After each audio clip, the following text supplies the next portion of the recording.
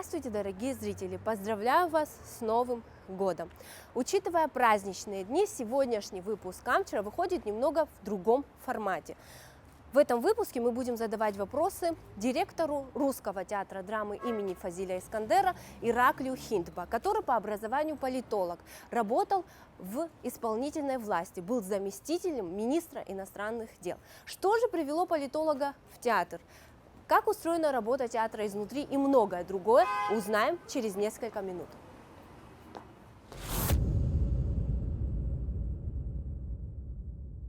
Здравствуйте, Ираклий Ривазович. Расскажите нам, как устроена работа театра изнутри. Расскажите нам о том, что не видит зритель, но без чего не может существовать театр. Театр – это очень сложный организм. Для того, чтобы каждый вечер начинался спектакль, чтобы зрители приходили к 19 часам, как обычно у нас начинаются спектакли, и вот перед ними возникала эта сказка на сцене.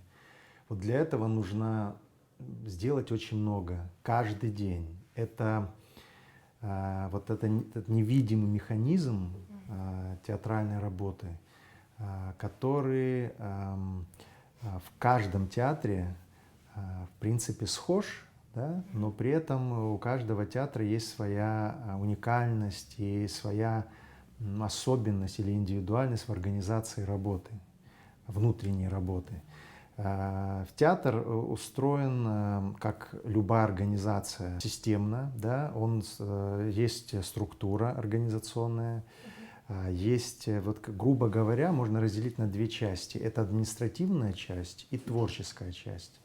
Административная часть – это люди, которые занимаются, собственно, вопросами управления, которые занимаются привлечением зрителя, да, которые занимаются работой со зрителем, занимаются финансово-хозяйственными вопросами, занимаются рекламой, например. Да. То есть это вот такая тоже широкое поле деятельности, в которой участвуют достаточно квалифицированные люди, и это очень интересное направление работы. Вот мне, как человеку с образованием политологическим, дипломатическим, я понимал прекрасно изначально, когда пришел в театр на работу директором, да, я прекрасно понимал, что театр, как любая другая организация, требует применение универсальных технологий менеджмента, универсальных способов организации качественного управления на разных уровнях. На самом деле эти технологии, эти способы, они действительно действуют в разных сферах. Как в театре, так и в управлении, скажем, в других госучреждениях, в органах государственной власти и так далее. Это мы сейчас говорили об административной части. И, конечно, есть творческая часть. Это артисты, режиссеры, художники по свету, звуковики. Вот все, кто занимается, собственно, спектаклем, кто играет в нем, кто обслуживает спектакль. Это, например, реквизиторы, это костюмеры и так далее. Это тоже много людей очень интересных профессий, которые каждый раз, каждый вечер делают все для того, чтобы зритель, приходя в театр, получал удовольствие от спектакля. Так что театр – это сложная организация, целый мир, в котором главное – это, вот знаете, отношение к делу и к тому хрупкому, сложному делу, которым мы занимаемся, отношение как к главному делу своей жизни. Если мы не относимся к тому, чем мы занимаемся, как к единственной и важнейшей, знаете, вот стезе, которой мы отдали свою жизнь, по-другому ничего не получится. Театр требует самопожертвования, требует максимальной самоотдачи. И все, кто работает в театре, это знают. Это даже могут быть люди, которые работают в технической команде. Даже они должны, безусловно, любить театр. Безусловно, потому что, вот, например, люди, которые, скажем, оператор по свету или по звуку. То есть человек, который ведет спектакль по существующей партитуре, звуковой и световой. Если этот человек не будет на протяжении всего спектакля находиться энергетически в едином пространстве с артистами на сцене и со зрителями в зале, если он просто будет формально заниматься своим делом, это плохо скажется на спектакле. Это помешает качественному исполнению спектакля. Все должны быть, вот знаете, объединены невидимыми связями сопричастности к этому большому, я считаю, великому делу театра. Какие функции и задачи предусмотрены на вашей должности? Знаете, есть разные модели управления театром. Вот есть модель, когда в театре разделены творческая и административно-хозяйственная функции. И есть, вот, получается, два руководителя. Есть директор и художественный руководитель. Даже, ну, есть театры, где есть художественный совет, как некий коллегиальный орган принятия решений. В нашем театре реализована иная модель, управленческая. Я, как генеральный директор театра, несу ответственность, и у меня есть полномочия и в административно-хозяйственной, и в творческой сферах. То есть в театре нет художественного руководителя.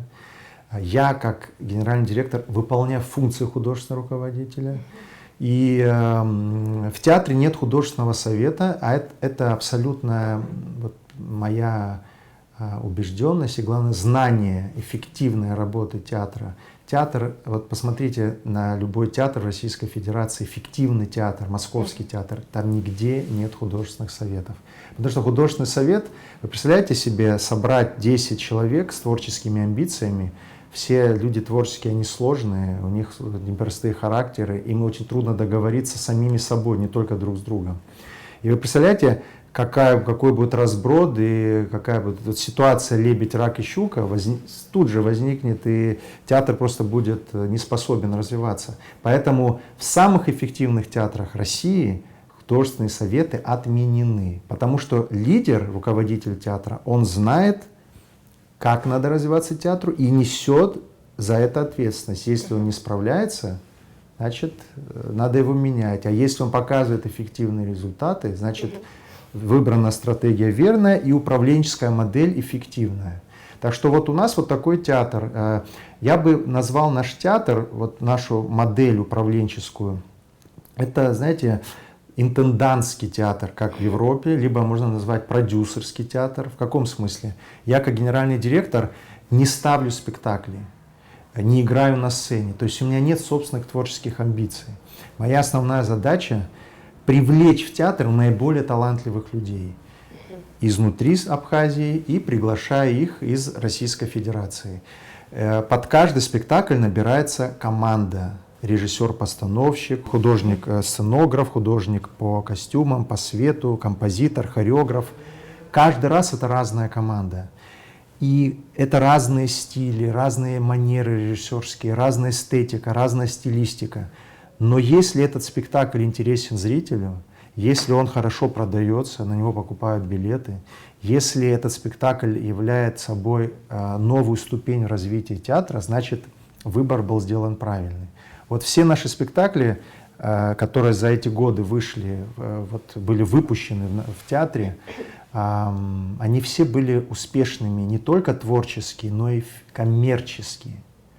А это на самом деле сегодня в мире один из ключевых показателей успешности, эффективности деятельности учреждений культуры. Коммерческая успешность. Если то, что ты создаешь, не имеет востребованности у зрителя, зритель, как проявляется востребованность? В готовности купить билет на спектакль. Если этого нет... Как подбирается актерский состав? Ну, в театре есть труппа. Постоянная труппа. Мы классически в этом плане репертуарный театр с постоянной труппой. Сегодня эта труппа составляет 19 человек. Когда мы выбираем материал, который будем ставить, да, пьесу, либо там, прозаическое произведение, которое потом будет реализовано на сцене, или поэтический текст какой-то, да, мы, конечно, обращаем внимание на то, есть ли в нашей труппе артисты, которые могут сыграть эти роли, которые подходят под эти роли, да, по типажу, по характеру.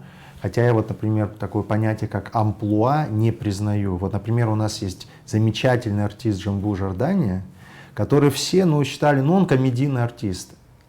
За последние годы он сыграл несколько крупных драматических ролей. В спектакле «Визит старой дамы», в спектакле, например, там, «Все мои сыновья». И никто не мог подумать, что Джамбул Жордания будет играть трагические, драматические, мощные, насыщенные роли.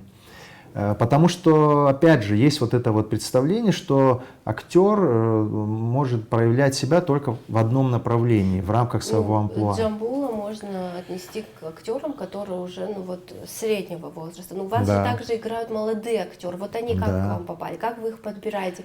И есть ли возможность новым актерам попасть к вам в театр?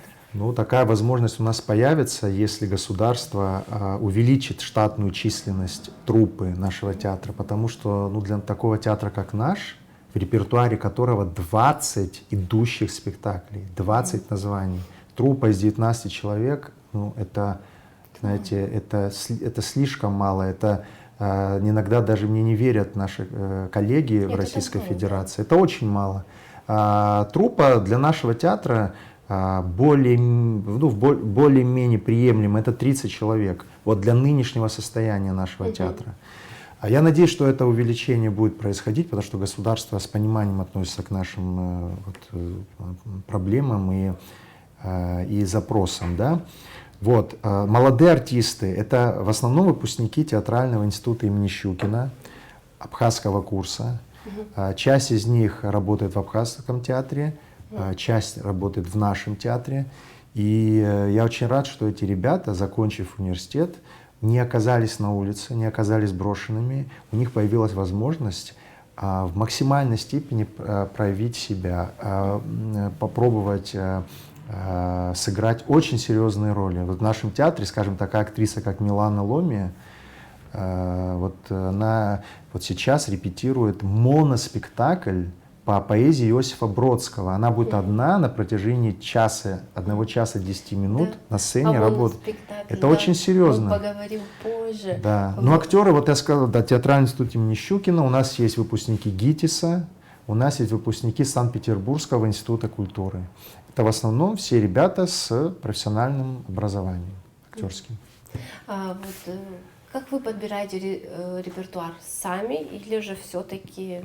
Я думаю, что не открою секрета. Репертуар выбираю я как генеральный директор театра. Вот все названия, которые появляются в нашем театре, это мое решение как человека, несущего единоличную ответственность за происходящее в театре.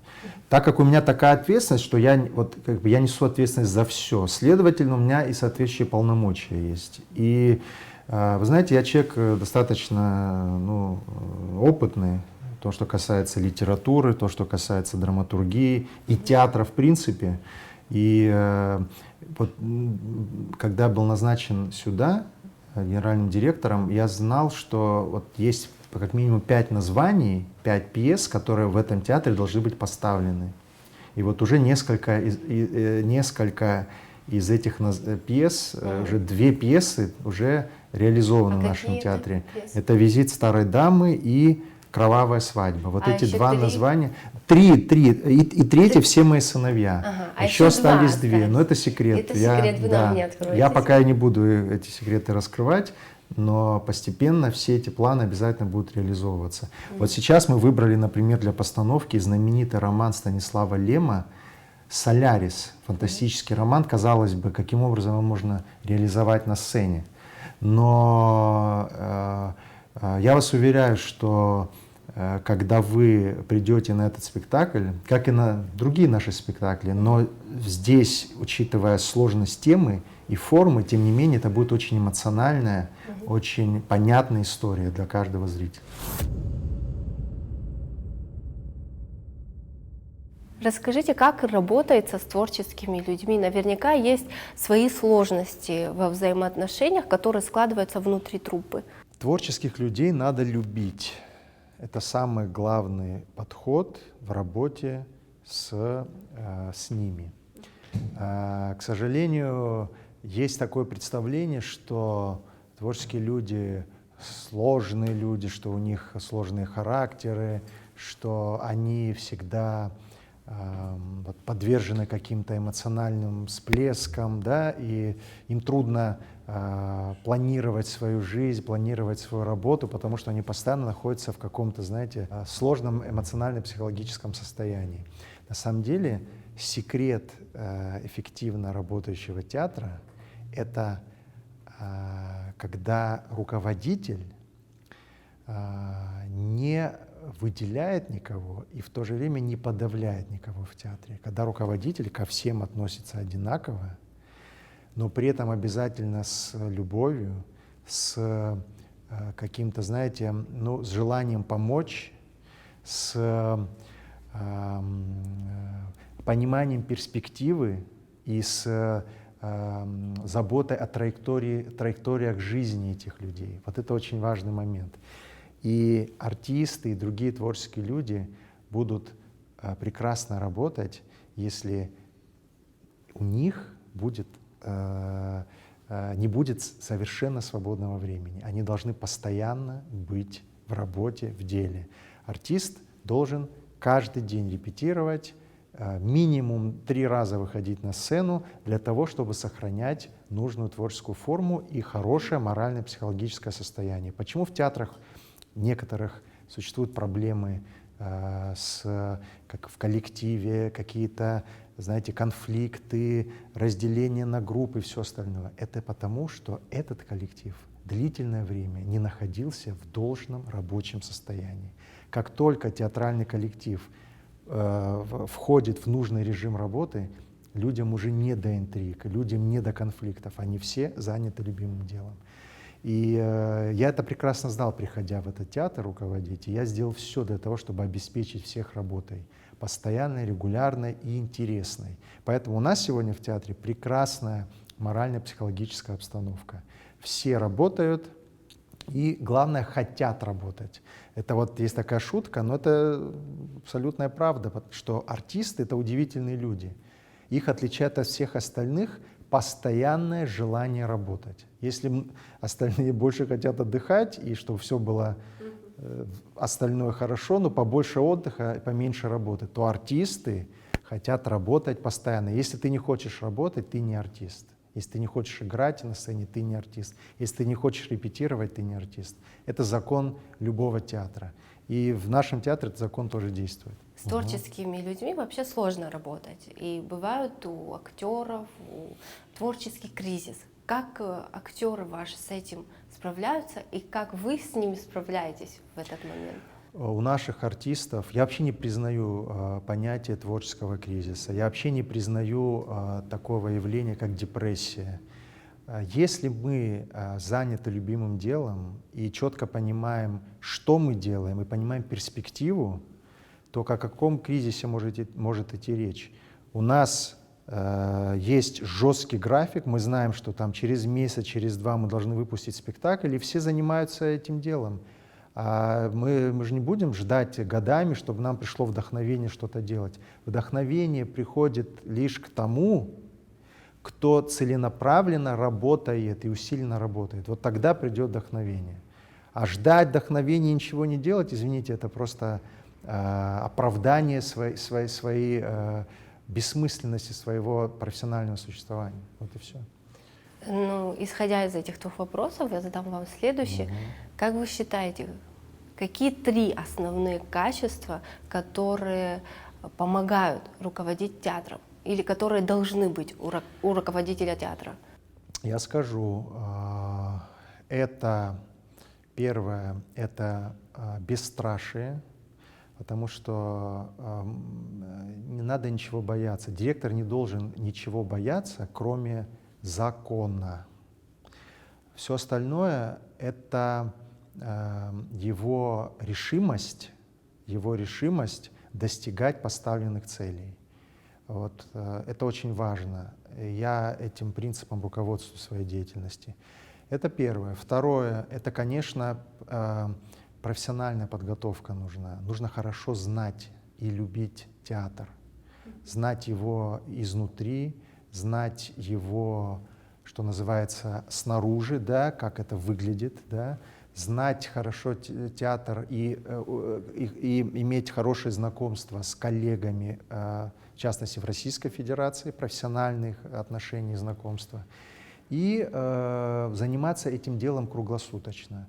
Вот просто посвятить себя этому делу, вот тогда будет результат. И, наконец, третье — это, мне кажется, умение выстраивать отношения с людьми, умение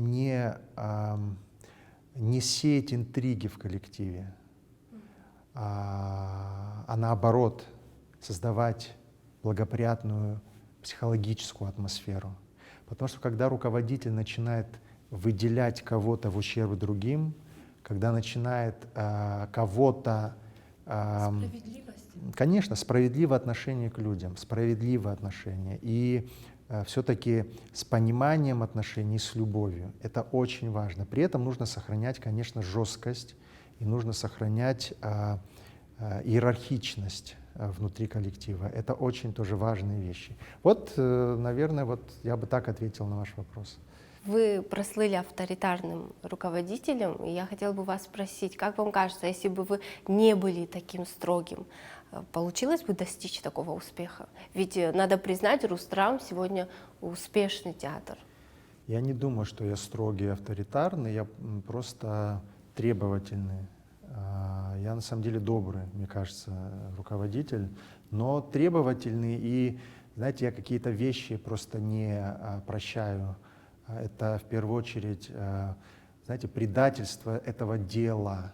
Когда вижу, что человек способен променять вот то, что мы строим, то, что мы создаем, на какие-то сиюминутные вещи, и в какой-то момент выпасть из команды. Вот потом уже этому человеку в команду вернуться будет невозможно. Это моя такая принципиальная позиция. Вы не прощаете предательство? Я не прощаю предательства этой профессии и этого дела. Служение искусству. Конечно, это безусловно так.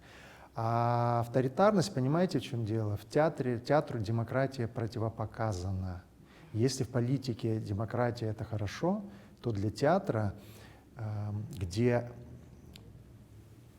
как мы уже говорили, сложные творческие люди, которые, знаете, ну как вам сказать, это люди, которым нужно помочь обрести себя. В режиме. Да, помочь достичь какого-то результата. Для этого должен быть кто-то, кто берет на себя ответственность, кто обладает полномочиями соответствующими, но при этом несет ответственность.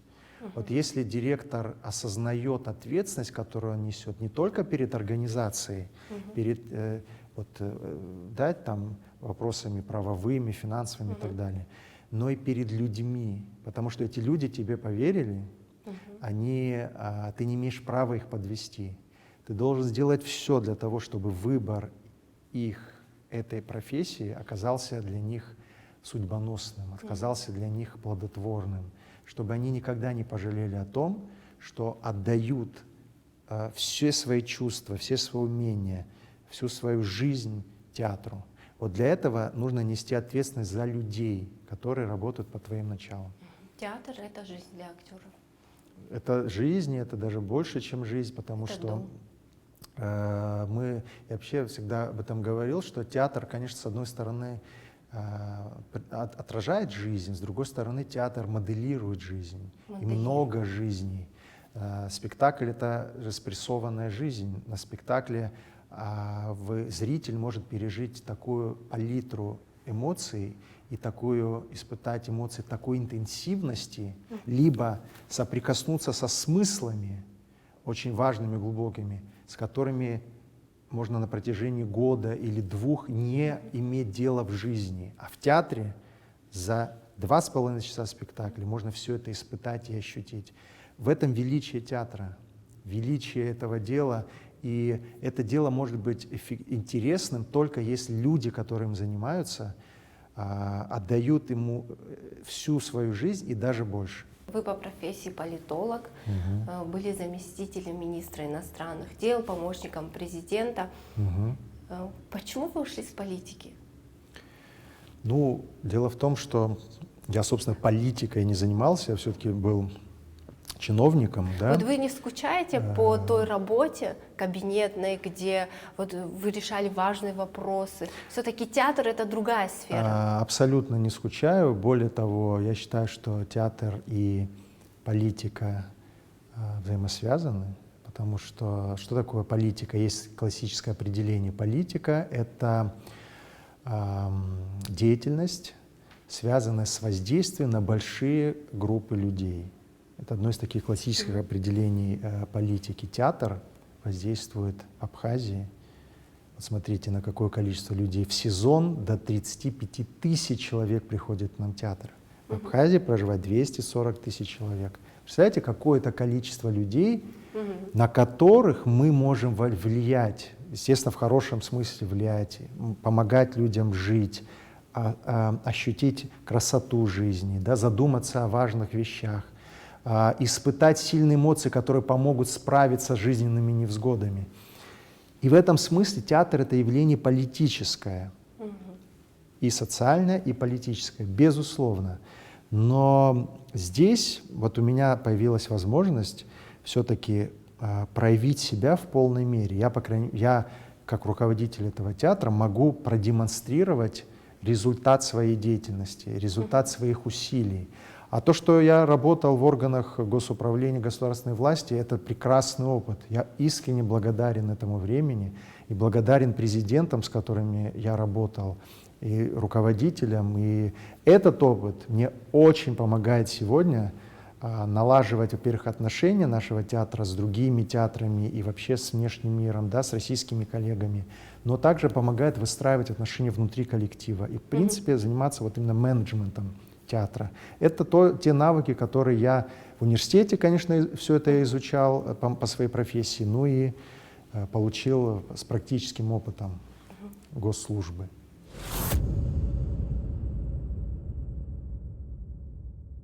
Откуда и когда у вас появилась любовь к театру? С чего все началось?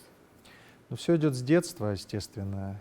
Я очень хорошо помню, как мечтал, будучи ребенком, попасть в театр. Для меня это было всегда каким-то особым счастьем и особенным событием. И все спектакли, которые я видел в детстве, даже когда мне было 4 года, 5 лет, вот отец водил меня в Абхазский театр еще до войны. Я это хорошо помню. И помню все спектакли, которые я тогда смотрел в Абхазском театре. А так устроена наша как бы, психология, да, человека, что когда если мы что-то очень хорошо помним, особенно из детства, значит, это что-то, что нам очень нравилось и нравится по сегодняшний день. И для меня вот загадка театра, то, как устроен театр, там магия зрительного зала, сцены, это всегда было что-то непостижимое, что-то очень интересное, то, что меня привлекало к себе. И я, будучи студентом университета, учился в Москве на факультете политологии. Я учился на отлично, но практически каждый вечер я был в театре. И я за годы своего обучения в Москве я посмотрел огромное количество спектаклей. Это тот багаж, который мне даже сегодня помогает очень. Но это значит, что театром я интересовался всегда. И на самом деле очень много литературы специально читал и продолжаю, естественно, читать. И каждый день для меня какие-то, знаете, даже открытия возникают. И даже в том деле, которым мы здесь занимаемся, в нашем театре. Я уже не говорю о мире театра в целом. Интересно, значит, все-таки это с детства. Конечно, конечно. Как и все наши вот такие вот долговременные увлечения, это все идет с детства. Мне хотелось бы узнать ваше мнение, куда движется искусство сегодня, чему оно служит, на какие вопросы отвечает? Ну, знаете, этот вопрос очень непростой, потому что в любом месте и в любое время на протяжении всей истории, там, не знаю, последних, скажем, более 2000 лет, как существует театр, да, этот вопрос, в принципе, был актуален. Для чего нужно искусство, как оно развивается, куда оно движется. Но при этом неизменным остается то, что искусство — это способ восприятия жизни для каждого из нас. Искусство помогает нам воспринимать жизнь и воспринимать нас самих более глубоко, более разнообразно, и очень часто просто помогает нам преодолевать те сложности, которые каждый день вырастают перед нами в нашей жизни. Есть у Ницше знаменитая фраза, что искусство нам дано для того, чтобы не умереть от истины.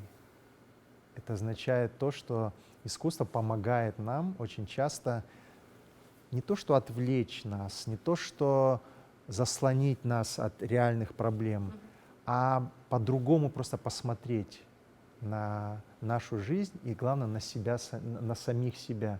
К сожалению, не все люди занимаются рефлексией или саморефлексией, то есть пытаются анализировать себя, свои поступки, свои мысли, свои увлечения, да, свои эмоции. Вот когда человек сидит в зрительном зале, и он испытывает узнавание на сцене эмоций, которые он переживал, жизненных ситуаций, в которые он попадал, конфликты, в которых он находился. Вот это узнавание помогает человеку, во-первых, постичь эти вещи в себе, и самое главное, изжить в себе какие-то психологические комплексы, может быть, да, либо какие-то переживания, которые мучают его на протяжении многих лет. В этом целительное свойство театра и искусства в целом. Так что это вот такая знаменитая фраза, а у Толстого тоже есть одна из моих любимых его таких выражений о том, что искусство нам дано для того, чтобы помогать полюблять жизнь. То есть благодаря искусству мы больше любим жизнь и больше любим друг друга. И больше понимаем, конечно. Поэтому роль искусства всегда была очень высока, значима, а современное искусство оно настолько разнообразно, что говорить о том, куда движется искусство, ну, это вопрос, знаете, на который нет ответа. Оно движется в разных направлениях. Именно потому, что мы все разные. И очень важно, чтобы была вот эта вот палитра различных проявлений человеческих творческих способностей, плюрализм определенный, да, в искусстве, в культуре. Это очень важно, это очень интересно. Каждый из нас — это вселенная. Если у нас есть свое какое-то видение, мы его можем воплотить в искусстве, это прекрасно. Это прекрасно, в этом смысл и предназначение творчества, высвобождение человеческих способностей. Дети, которые сегодня растут на видеоблогах, как нам их привлечь в театр? Вот вы понимаете, в чем дело? На этот вопрос тот же самый ответ, как и на вопрос о том, как привлечь вообще людей в театр. Это поставить интересный, качественный спектакль. Это единственное, что привлекает зрителя в театр. Ни реклама, ни пиар какой-то, ни там что-либо еще. Только хороший спектакль, на который хочется прийти и там купить билет и посмотреть его. Актуальный, это хорошо закон поставленный. абсолютный. Да, потому что у нас иногда некоторые говорят, вот у театра Искандера, у Русдрама хорошая реклама, поэтому у них много зрителей. Ничего подобного. Это спектакли, потому что когда к нам приходят люди, они, уходя из театра, вынося отсюда это прекрасное впечатление, они распространяют его среди своих знакомых, друзей, родственников. И люди приходят в театр, потому что им рассказали об этом их друзья, их знакомые. Это сарафанное радио, это самый эффективный способ продвижения театра. Он работает только тогда, когда в театре есть стоящие, качественные спектакли. Конечно, и когда, знаете, некоторые говорят, ну вот на наши спектакли мало ходят людей, потому что это какое-то великое искусство, ничего подобного. Если искусство неинтересно людям, и творчество театральное в том числе, то оно не имеет права на существование. Театр создан только для зрителей, для людей, Да, мы можем заниматься, как нам кажется, высоким творчеством, но оно будет никому не нужно, кроме нас самих. Тогда в чем смысл театра?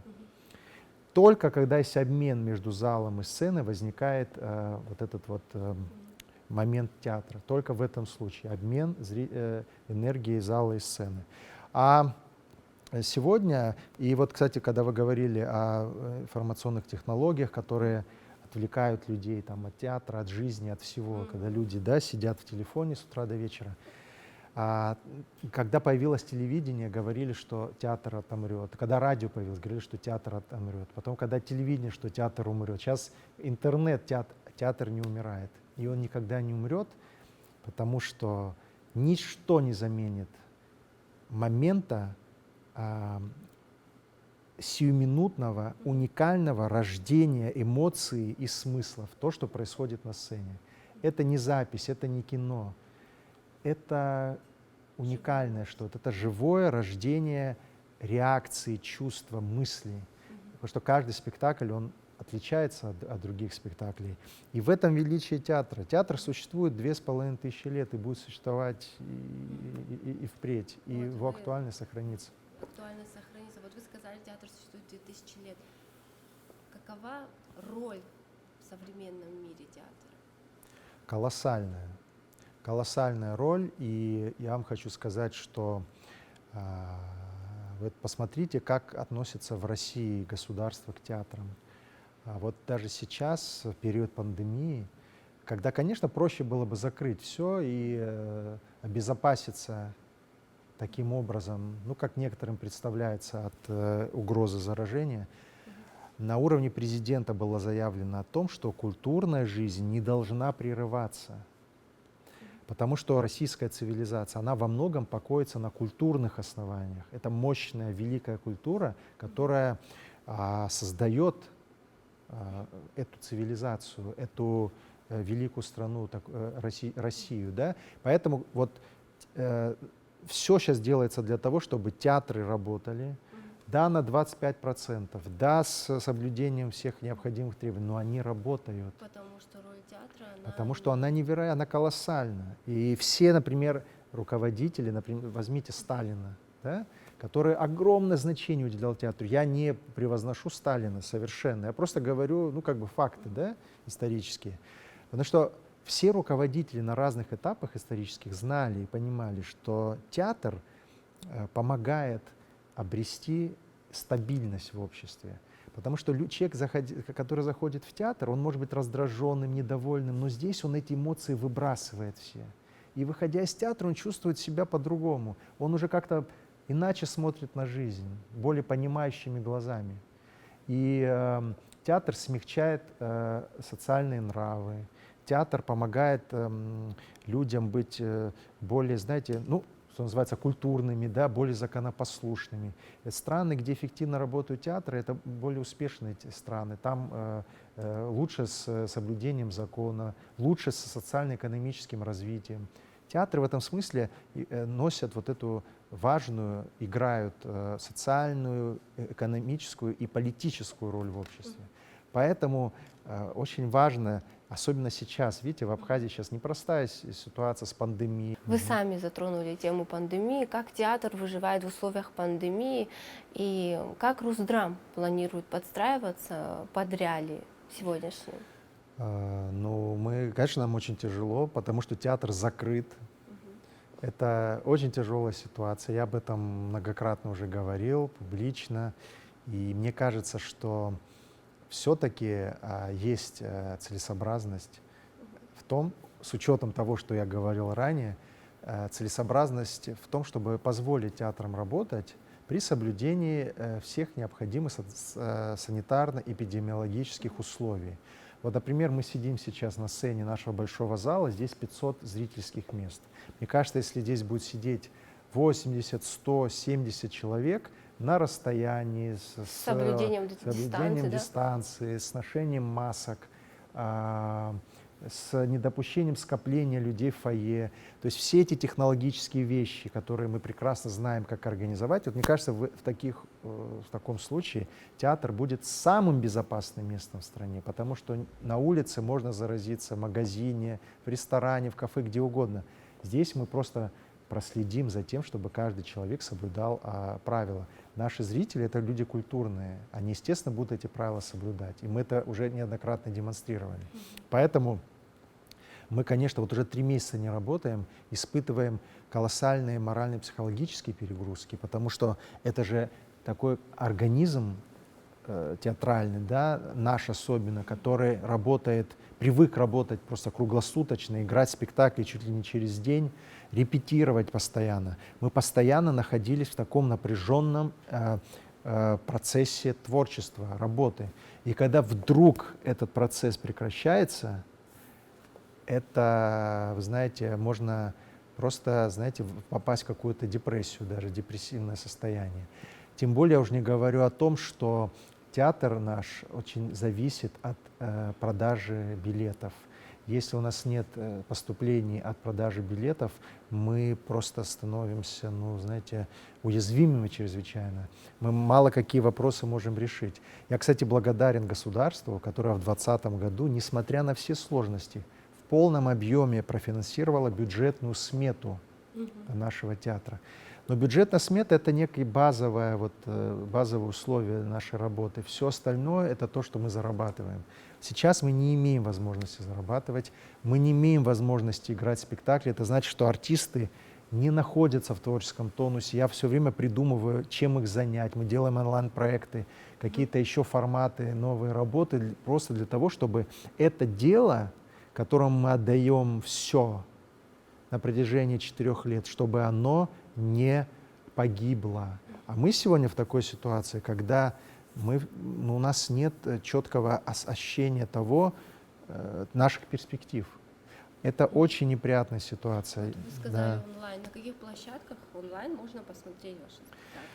Мы сделали множество онлайн-проектов отдельных. Это не спектакли нашего театра, а отдельные проекты, творческие проекты, которые мы снимали на видео и демонстрировали в YouTube и на Facebook и на других платформах. Также мы сделали 3 качественные телеверсии наших спектаклей в формате Full HD.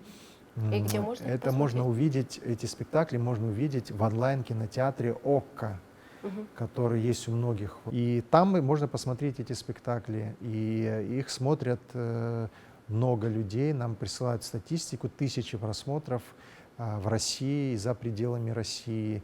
И это тоже своего рода продвижение нашего театра. Но, опять же, это не заменит живого театра, это не заменит каждодневной работы в театре. Поэтому мы очень надеемся на то, что после 12 января нам разрешат работать с соблюдением всех необходимых санитарно-эпидемиологических требований. Я, как руководитель театра, даю слово, что зрители будут соблюдать все правила. Поговорим о предстоящих премьерах. Да. Какие они, как они называются? Откройте нам завесу. Да, приоткрою завесу тайны. Мы репетируем сейчас 2 моноспектакля. Это новый жанр для нашего театра. И очень интересные названия. Это великий роман Баграта Шинкуба «Последний из ушедших» в виде моноспектакля.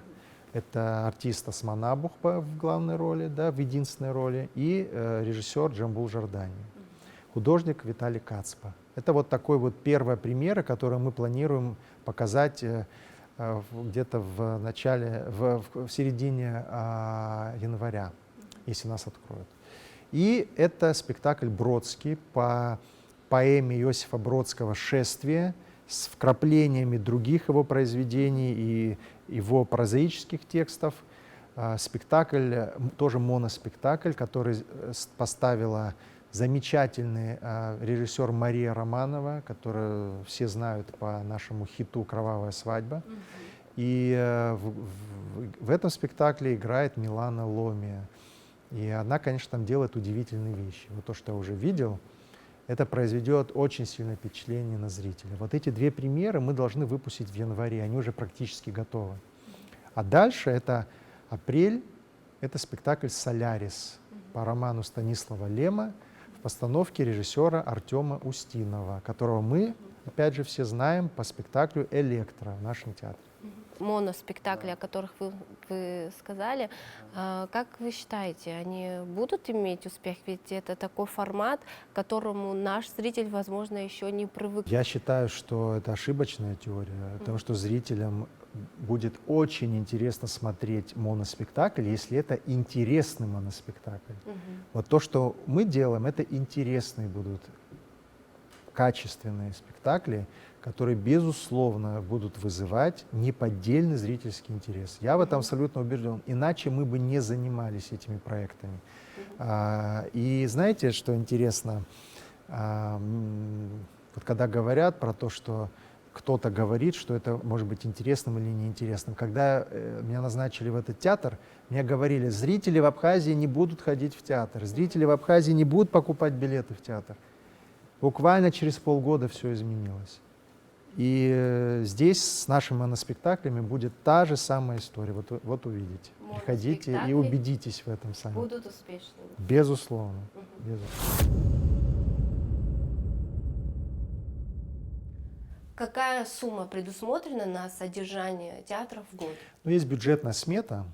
Это те деньги, которые нам дает государство в год. Это чуть более 13 миллионов рублей. Но из этой суммы 11,5 миллионов – это зарплата. Зарплата и, соответственно, налоги, отчисления и все остальное. А так вот на всю деятельность театра всего 1,5 миллиона в год. Это, конечно, ну, мягко говоря, недостаточно. Потому что, как вы прекрасно понимаете, театр искусства достаточно дорогостоящий, особенно если выпускать спектакли по современным стандартам, с хорошим светом, с хорошими декорациями, костюмами. То, как у нас это обычно происходит. Поэтому мы рассчитываем на сборы от продажи билетов. И в этом году, к сожалению, из-за пандемии сборы наши были не такими высокими, как предыдущие годы. Но вообще это, конечно, это миллионы рублей. И все удивляются, откуда у Русдрама возможности делать такие качественные спектакли. Никто не может поверить в то, что мы просто продаем билеты. Ну, это, знаете, понятно. Все, потому что такого не было. И надо с этим смириться и как-то понять, что, оказывается, это возможно сделать. И мы действительно считаем наших зрителей нашими главными спонсорами. Конечно, у нас есть друзья, это компания Mobile, которая нам помогает. Есть меценаты, которые нам помогают, но основные деньги, которые, там, средства финансовые, которые у нас образуются в течение года, это сборы от продажи билетов. Безусловно. Поэтому мы очень хотели бы, чтобы государство, конечно, увеличило финансирование нашего театра. И я надеюсь, что понятно, что в 2021 году этого не произойдет, потому что сложная ситуация, но в дальнейшем я думаю, что это должно быть. Вы понимаете прекрасно, что это здание, это целый имущественный комплекс с дорогостоящим оборудованием. Это все государственное имущество, и его надо содержать в должном, и обслуживать, и содержать в должном виде. На это нужны большие деньги. Государство на это деньги не выделяет. Эти деньги мы должны заработать. Поэтому у нас все функционирует, у нас все в хорошем состоянии, но потому что мы вкладываем в это заработанные деньги. А вообще, конечно, государственное имущество должно обслуживаться государством. Государство должно все-таки помогать, вот, чтобы и финансировать эти статьи расходов. Но опять же, мы не привыкли жаловаться, мы позитивно, оптимистично настроены, и мы просто рады, что в принципе такое здание есть, что оно было отремонтировано, оснащено и дает нам возможность развиваться как театр. Одежда актеров и декорации. Где вы их заказываете, приобретаете, привлекаете местных мастеров или привозите из-за границы? Мы все изготавливаем здесь. И декорации, и костюмы. У нас есть в театре специальные цеха, это декорационный цех, и бутафорский цех, и монтировочный цех. Вот эти цеха заняты в процессе изготовления декораций. И все наши ребята, мастера, они прекрасно, они компетентны, квалифицированы, могут работать в театре по созданию декораций. Художник придумывает декорацию, а они ее реализуют. Костюмы нам повезло, потому что в нашем театре работает замечательный художник по костюмам Наталья Шпанова. Она приехала из Санкт-Петербурга. Там она работала в лучших театрах и живет сегодня в Абхазии. Мы взяли ее на работу, и она делает костюмы просто самого высокого класса. Абсолютно уровня Москвы и Санкт-Петербурга по качеству костюмов. Так что мы все изготавливаем сами. Все внутри этого театра происходит. Да. Скажите, самый дорогостоящий спектакль за, может быть, последние 2 года? Я думаю, что если брать последние 2 года, таких 2 мощных спектакля, которые потребовали максимальных вложений, это «Визит старой дамы» и «Кровавая свадьба». Это наверное, самые дорогостоящие были спектакли за последние 2 года. А за последние 2 года вообще в целом сколько спектаклей было, если вы... За почти 4 года моего директорства мы выпустили 26 новых спектаклей. Сегодня в репертуаре 20 спектаклей, которые идут и собирают зрителей и прекрасно развиваются с каждым показом. То есть 20 спектаклей в текущем репертуаре. А за последние 2 года, не менее, я вам скажу сколько, 14 спектаклей мы поставили в нашем театре, новых спектаклей, которые находятся в нашем репертуаре сегодня. То есть это, конечно, очень высокие темпы работы.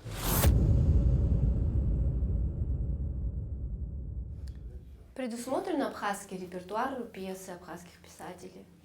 Да, мы, конечно, обращаемся не только к мировой или русской классике, но и к произведениям абхазских писателей. Во-первых, театр носит имя Фазиля Искандера. У нас есть спектакль по Искандеру «Широколобый», и будут еще спектакли по произведениям Фазиля Абдуловича. Вот сейчас мы взялись за постановку романа «Последний из ушедших» Баграта Шинкуба. И также у нас есть спектакль, детский спектакль по мотивам абхазских сказок. В дальнейшем, если будет появляться интересный материал, особенно что-то актуальное, интересное сегодня, если есть драматурги абхазские, которые могут качественно осмыслить сегодняшний день, конечно, мы не исключаем и в дальнейшем работы с таким материалом. Но в то же время мы, конечно, понимаем, что театр должен быть разнообразным, должны быть пьесы и классические, и современные, должна быть работа с прозаическими произведениями. В частности, мы поставили спектакль по повести Льва Толстого «Хаджи Мурат», который с большим успехом идет. И, казалось бы, да, повесть, где одни описания, мало действия, оказывается, можно из нее сделать очень качественный спектакль. Менталитет и постановки. Курящие девочки на сцене и другие образы. Как зрители реагируют на такие постановки? И планируете вы впредь использовать такие моменты в пьесах? Или же все-таки традиционное мышление имеет над вами власть?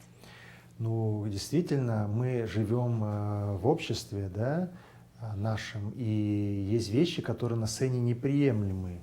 Например, раздевание на сцене полное, да, там какие-то, может быть, эротические моменты и все остальное. В то же время, вы знаете, в Абхазии театр всегда был достаточно продвинутым.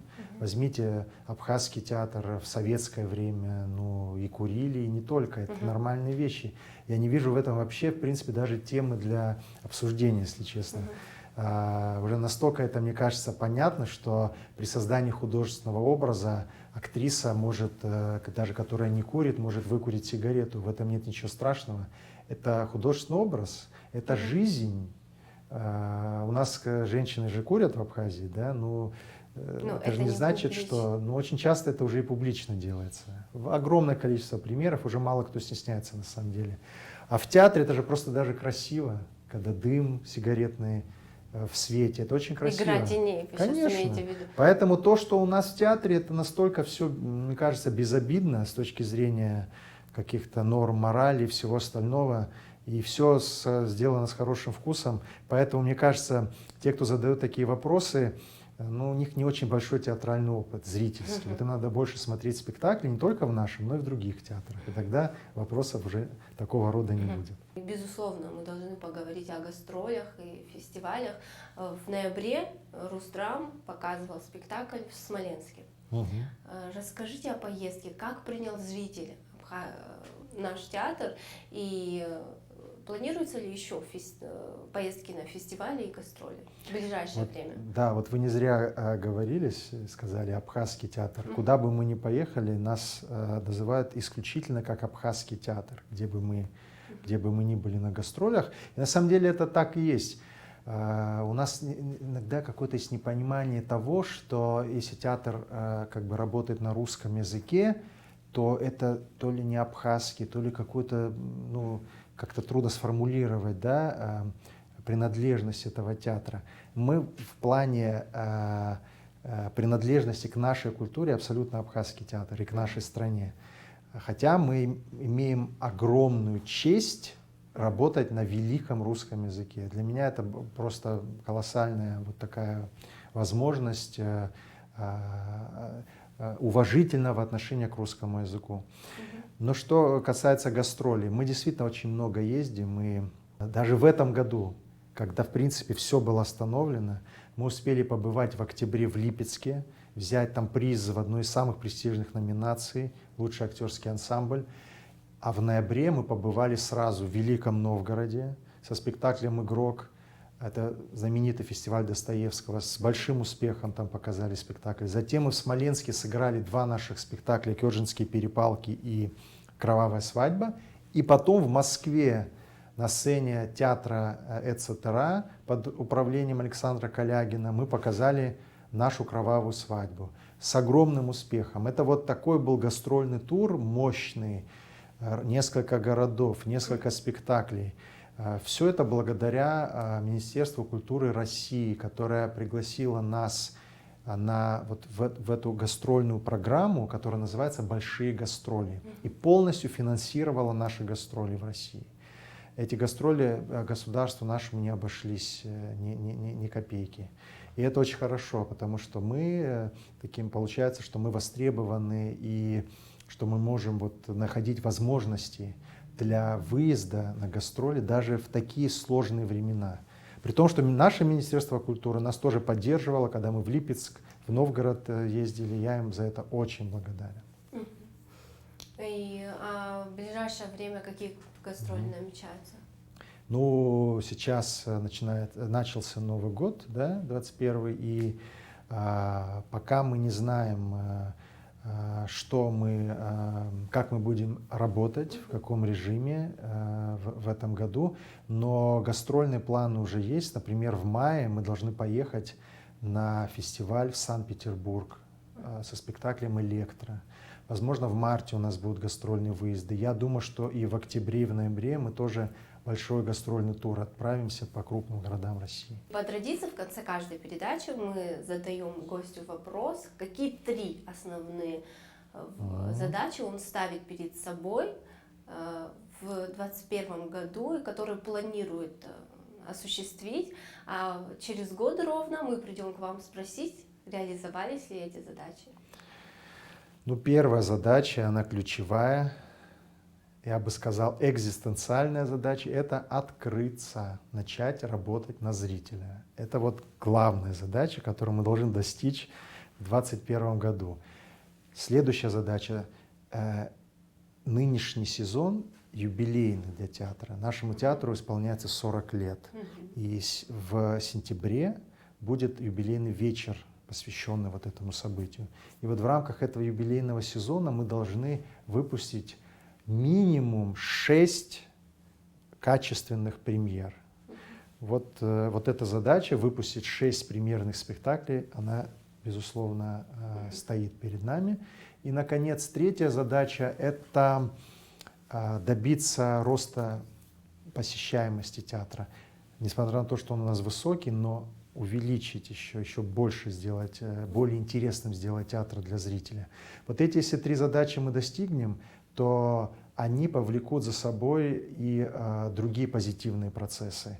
Конечно, важно, чтобы наш коллектив, наши артисты, все люди, которые работают в этом театре, ощущали себя причастными к большому делу строительства театра в Абхазии, чтобы они ощущали вот эту вот постоянную жизнь, постоянное горение, постоянное желание творить и достигать целей. И вот я думаю, что 2021 год, если мы откроемся и будем в том режиме работать, в котором мы планировали, будет очень хорошим, полезным годом для нашего театра, да и для всей страны в целом. Спасибо, Ираклий Ривазович, за интервью. Спасибо.